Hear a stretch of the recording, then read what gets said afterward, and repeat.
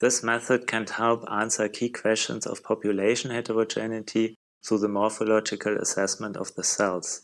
In situ microscopy allows study cultivation conditions, process yields, and product quality. The main advantage of this technique is an in situ measurement, which provides real-time data without sampling or bringing risk of contamination. In situ microscopy, coupled to automated image recognition, can provide additional information about cellular structures, shape, and cell agglomeration beyond size. It is also possible to measure cell concentrations. The method has proven to be a reliable tool. No alternative method provides the same information in such a short time and low effort for sample preparation. The method has been adapted to various bioprocesses and microorganisms, as e.g. filamentous fungi, microalgae, and yeast.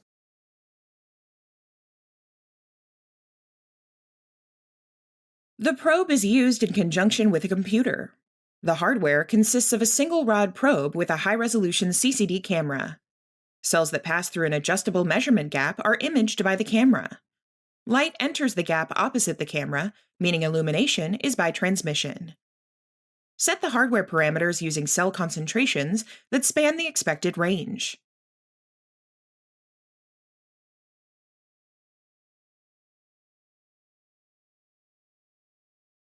Begin making preparations for offline measurements.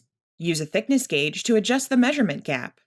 Then, turn the probe's screw nut to set the measurement gap to 5 or 10 times the maximum expected cell diameter.